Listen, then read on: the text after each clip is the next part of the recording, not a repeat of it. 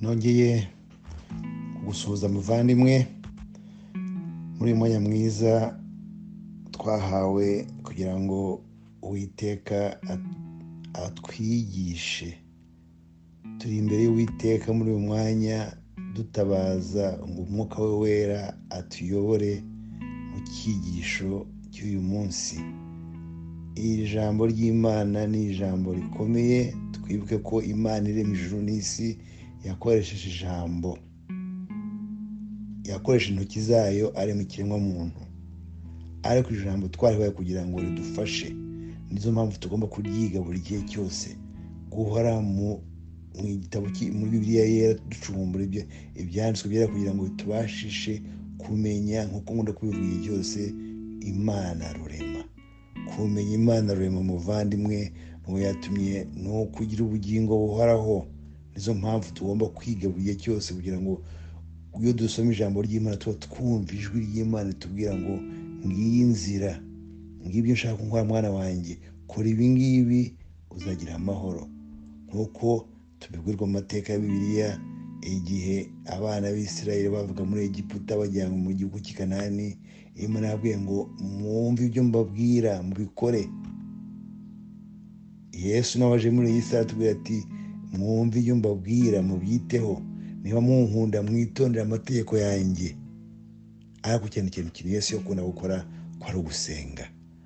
Yasengaga ubutitsa kubera ko yashakaga komatana na se. Yesu amuhaga imbaraga, ntacyo yakoraga atabwiwe na se. Ibyo akora byose yabwirwa na se. Nizo mpamvu yabonaga nawe mu masengesho kugira ngo amuhe imbaraga n'ubushobozi byo agomba gukora, amukoresha mu yandi magambo. Nguwo umugambi nyamukuru w'ibiganiro bitegurwa n'abantu ba Kristo, kugira ngo tuzirikane ikintu cyerekeranye no gusenga. Gusenga k'umukiranutsi niyo ngingo tugiye kugiramo uyu munsi. Reka twicare bugufi dusenge mbere yuko tukinjiramo. Turakoze Data kongera kuduha umwanya, turagutabaje ngo tuyobore. Mwuka wera iganze mu mutima wa buri wese, yumva ijwi ryawe ikiruta byose, yumva ijwi rya Data wa twese ritubwira ngo ngiyi inzira mbifuriza abana banjye, musenge ubutitsa, nzumva gutakamba kwanyu iyo musabye mwizeye, kandi muzirikana yuko ndi Imana ibakunda, Imana yabakoreye byose, Imana ibifuza ibyiza, ariko ikadusaba ko twizera. Turakwizeye Imana ngaho tubera urumuri, tugire ubuntu muri uyu munsi, twigishe ko mbisabye uduhe ubuntu twese mu izina ry'Umwana wa Yesu Kristo, amen. Gusenga k'umukiranutsi mu gitabo cya Yakobo, mu gitabo Yakobo yanditse, igitabo cya 5 mu 16, hari isomo dukunda kuvuga kenshi nk'abizera, nshaka ko dutekereza uyu munsi. Ngiye kuba yanditse ngo cya 5 mu 16 yavuze ngo mwaturirane ibyaha byanyu kandi musabirane kugira ngo mukizwe. Gusenga k'umukiranutsi, hano navanye umutwe w'iki cyigisho, kugira umumaro mwinshi iyo asenganye umwete. Gusengana umwete. Mu kanya navuga ukuntu Yesu umucunguzi wacu yasengaga ubutitsa, yigisha intumwa ze gusenga. Yajyaga yiherera kare mu gitondo akajya gusenga. Mbese mu yandi magambo yari afite ikintu cyo komatana na se, kuko nta bundi buryo ashobora kuba muri iyi si y'ibyaha ngo abe adakora icyaha, uretse ko yari umatanye na se, yari umwe na se. Nk'uko yabyivugiye muri Yohana, Yesu yavuze ati jye na Data turi umwe. Ese muvandimwe, uri umwe na Yesu? Yesu nicyo yadusabiye ngo tube umwe nawe, dukore ibyo yakoraga. Mvuze uko Yesu yakundaga gusenga, ko n'abigishwa be babonaga asenga cyane, bakamubwira ngo nabigishe gusenga. Muzi muri Matayo isomo twigishije yo gusenga, ahubwo isengesho yaduhaye. Gusenga bikingura ijuru. Gusenga k'umukiranutsi gufite akamaro gakomeye cyane. Reka twumve igitekerezo cy'umuntu witwa Mayara. Mayara yari umuntu w'umupagane, ariko wagize amahirwe ahura n'abantu baje kubwiriza ubutumwa mu karere k'iwabo. Yari umutwaro ukomeye. Aravuga ati ibyo abantu bavuga bishoboka bifite ishingiro.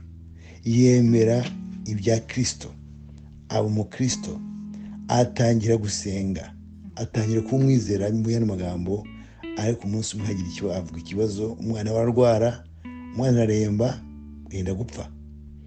Abantu bati wa mutware rwose umwana wawe agiye gupfa, wari tugashakisha hirya no hino mu badogiteri bacu ba Gihanga bakavura umwana wawe. Atereka da, ati umwana wanjye ndamusengera, umwana araremba, ati none mujye ubwoba, umwana wanjye azakira. Asenga kubw'imbaraga z'Imana, umwana arakira. Abantu benshi baraza bati turashaka kumenya Imana yawe, turashaka kumenya Imana yawe ikijije umwana ko twari tuzi ko byarangiye, yapfuye byarangiye. Bavandimwe, Mayara yabereye abaturage, yarayoboye urugero rwiza, kubera ko yashingiye ku ijambo ry'Imana, avuga ngo niba nizeye Imana namenye, Imana nsenga, Imana nzi ko ifite imbaraga zitarondoreka, amasengesho ye Imana yarayumvise. Mbese muvandimwe, hari ikintu wasabye Imana irakigusohoreza. Hari ingero nyinshi z'abantu basubizwa ariko ntibamenye ko basubijwe. Ugatakamba Imana ntumenye ko Imana yagusubije, kubera ko udatekereza neza, utizera neza imbaraga zayo.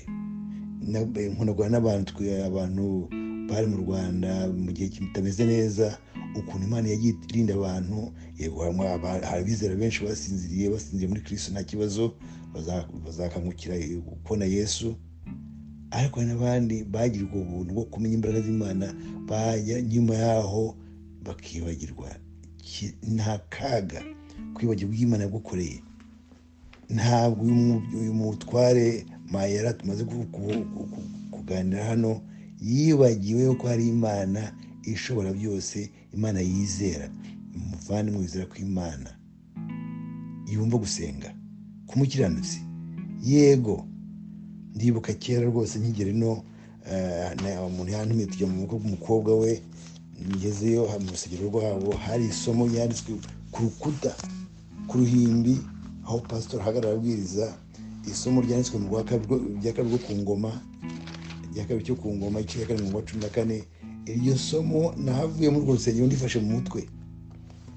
Iri somo rivuga ngo ku gice cya ku ngoma, igice cya karindwi mu wa 14, aravuga ngo maze abantu banjye bitirirwa izina ryanjye nibicisha bugufi bagasenga, bagashaka mu maso hanjye, bagahindukira bakareka ingeso zabo mbi, nuko nanjye nzumva ndi mu ijuru, mbababarire igicumuro cyabo, mbakirize igihugu. Ngiri isezerano Imana yatanze. Niba wicishe bugufi ugasenga, ugashaka mu maso h'Uwiteka, ukitandukanya n'ikibi, ngiri Imana ishaka. Muvandimwe, mwishaka ko gusenga k'umukiranutsi turi kuvuga aha ngaha, kiranukira Imana, itandukanye n'ikibi, washaka ute mu maso y'Uwiteka? Ni uguhora nawe igihe cyose umureba mu maso, wumva ijambo kubwira. Ubu turasoma ijambo ry'Imana, turyigira hamwe. Ijambo ryahumetswe n'umwuka w'Imana kugira ngo ridufashe kumva ijwi ry'Uwiteka, kandi Imana yumva batakamba igihe cyose, ibatagira amatwi ikabasubiza. Itanze isezerano yuko nitwicisha bugufi tugasenga, tukajya ku maso y'Imana, twitandukanya n'ikibi, izumva. Ikintu kimwe gitandukanye n'Imana ikihe? Ni icyaha. Iyo imaze kutubara rero, Imana yumva gutakamba kwacu. Turebe isomo riboneka mu gitabo Petero yandikiye mu rwandiko rwa mbere rwa Petero, igice cya 3 mu wa 17, mu wa 12, mu rwa mbere rwa Petero. Iryo ni isomo nshaka turebera hamwe. Rwa mbere rwa Petero igice cya 3 mu wa 12, turavuga ibyerekeye gusenga n'amahirwe yo gusenga, amahirwe yo kumenya yuko kandi dusenga Imana itwumva, Imana isubiza, kuko tugira ikintu cya Yesu, kuko Yesu yasengaga ubutitsa, na tugasenga ubutitsa. Aho tubazirikane. Rwa mbere rwa Petero igice cya 3 mu wa 12 haravuga ngo kuko amaso y'Uwiteka ari ku bakiranutsi. Ijambo mukiranutsi narikomejeho mu kanya. Gukiranuka bituruka kuki? Iyo wihannye ukicuza ibyaha byawe byose. Kwibuka burya somo rivuga yuko nitwicuza ibyaha byacu byose Imana ikiranukira kudukiza ikatweza inengeri yose. Niho tuba abakiranutsi iyo tumaze kwihana. Ngo kuko amaso y'Uwiteka ari ku bakiranutsi n'amatwi yayo ari kubasaba. Mbese muvandimwe urasaba? Niba usaba, amatwi y'Uwiteka ari kuri wowe. Niba usaba ukiranutse, nta muntu utangaje. Izere ko ibyo usabye ubihabwa. Yesu yabivuze muri Yohana yuko niba turi muri Kristo nawe akaba muri twebwe, niba ijambo ryaraducengeyemo, icyo dusaba cyose twizeye tuzagihabwa. Kubera iki? Kubera ko atari wowe ugitanga kuri we uguhuza n'Imana Data wa twese. Yesu Kristo niwe muhuza wacu, kuko ari we wenyine wagiye kumusaraba kugira ngo muri Kristo niho Imana yiyungiye n'abantu. Aho twibuke twiyunze n'Imana. Twari bakahebwe, ariko Yesu yemera kujya ku musaraba kugira ngo atwunge n'Imana. Ubu turi umwe n'Imana. Iyo uri umwe na Yesu, umwe na Data wa twese. Yesu na Data wa twese ni umwe. Nitumwe na Yesu rero tuba tumwe na Data wa twese. Aho tuhibuke ni ikintu dukeneye kumva nk'abakiranutsi basenga bazi yuko bakora ibyo Yesu yabasabye. Ahindi somo riboneka mu rwandiko rw'Abatesaloniki igice cya 5 nshaka kurangirizaho. Urwandiko rw'Abatesaloniki igice cya 5 umurongo wa 12, umurongo wa 16. Urwandiko rw'Abatesaloniki igice cya 5 umurongo wa 16 n'uwa 19. Aravuga ngo mwishime iteka. Kuki Paul atubwira kwishima? Mbese muvandimwe, niba uri kumwe na Yesu ari mu bugingo bwawe, nawe uri muri we, niba warakiriye umwuka we wera ngo akuyobore iteka ryose, wababazwa n'iki? Tugomba guhora twishimye nk'abakristo. Turi abana b'Imana. Icyo cyonyine mu kudushimisha. Zirikana ko wagiriwe aya mahirwe yo kumenya Uwiteka. Niba umumenye ukamwizera, ishimwe iteka ko ari kumwe nawe. Yaguhaye amazina ko tuzaguterana nawe, ko uzabana mu gihe cyose. 17 bavuga ngo musenge ubudasiba. Kubera iki? Kuko gusenga bikingura ijuru. Gusenga ko umukiranutsi kurakirwa. Tumaze kubona mu kanya yuko amatwi y'Uwiteka aba ategereje ibyo tumubwira. Kandi niba tumusabye twizeye, mbere byose azi kubyo dukeneye, mbere yuko tubivuga ababizi. Ariko ko tumubwira ngo dusabe musenge ubudasiba. Mu bibaho byose muhore mwishima, kuko ari iby'Imana ibashakaho muri Kristo Yesu. Imana ishaka ko duhora twishimiye bavandimwe. Twishimira cyane cyane ibyo yadukoreye. Aho tubatekereze, kuki utakwishima igihe cyose uzirikana yuko wagiriwe ubuntu butarondoreka, ubuntu bw'uko wakijijwe, ko wavanga umuretwa ntabwo tukiri abaretwa, ubuntu wishimiye ko ufite ititiri ikomeye, ndi umwana w'Imana, ndiza nashidikanya ko Imana, umwuka w'Imana muri jyewe, ntabwo ushidikanya ko imbaraga z'Imana zinyobora buri munsi, ko nigishwa n'umwuka wera buri munsi. Muvandimwe, byagumye gushimisha, ariko bigatuma urushaho gukiranukira Imana, ugasenga nk'umukiranutsi koko, uzi neza ko Imana irimo gutakamba kwawe. Twitekerezo cya Mayara wari umupagane, Imana ikamugira ubuntu, akamenya Imana, akayimenya, akayitakambira, ikamukiriza umwana. Ntabwo mvuze ko abakiranutsi batagira ingorane, badahura n'ingorane, reka da. Aho icyo nsinagira ni uko iyo umaze kwegurira Imana ukayitabaza mu buryo bwayo, mu rukundo rwayo, ntigutererana na rimwe. N'isezerano yatanze mu Bayobozi 5 ko ko itazaha guterana nawe ngo uzabana nawe igihe cyose. Na Yesu yabwiye intumwa ze mbere ko asubira mu ijuru ngo nzabana namwe igihe cyose kugeza ku mpera z'isi. Muvandimwe, umva kino cyigisho, menya gusenga k'umukiranutsi ko ari ikintu Imana igusaba. Ukiranukire Imana mbere ya byose, usenge wizeye, uzi ko Imana isubiza amasengesho mu gihe cyayo, mu buryo bwayo, kandi ko mbere ya byose izi ibyo ukeneye. Hari igihe dusaba tutazi ibyo dusaba, kuko ariko n'Imana idukunda, n'Imana ituzi, itwifuriza ibyiza, iduha ibyo dukeneye badugire umumaro kugira ngo tube abana bayo koko, kandi dukore umurimo yadushinze wo kubwira bagenzi bacu by'urukundo rwayo. Imana dufashe muri uyu mwanya. Muvandimwe, wumva kino cyigisho rwose, umenye amahirwe yo gusenga k'umukiranutsi, cyane cyane uzirikane ko Imana ishaka gusenga ubutitsa nk'uko Yesu yasengaga. Yesu niwe rugero rwacu. Imana dufashe ikintu kiducengeremo, dusenge twizeye, tuzi ko tubwira Data wa twese udukunda, kandi ko n'Umwuka we yatunihira, ko na Yesu adusengera. Tuzirikane ibyo byose ko igihe cyose turi abana b'Imana, ntabwo tuzabura kumva amahirwe aturuka mu gusenga. Imana dufashe, iturinde, kumbisabye niringiye mu izina rya Data wa twese. Urakoze Data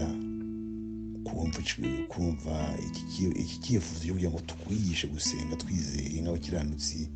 Umva gutagamba kwacu uyu munsi, utugire ubuntu iteka n'iteka kubw'urukundo rwawe, mu izina ry'Umwana Yesu Kristo, amen.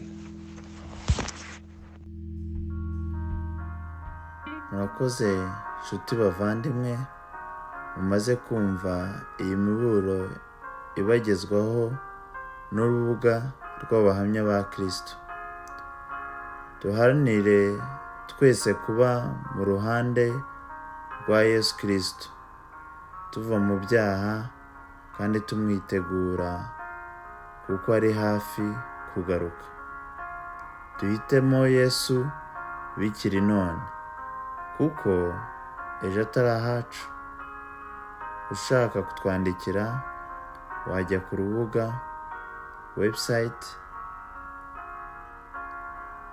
abahamyabakristo.org, imeri info@abahamyabakristo.org, kuri telefone guteranya 1 7 7 8 5 6 6 7 9 7. Abahamya ba Kristo twishimira ababaza ibibazo cyangwa abaduha ibitekerezo. Mudufashe musangize inshuti n'abavandimwe iby'iyi miburo. Uwiteka abahe imigisha myinshi.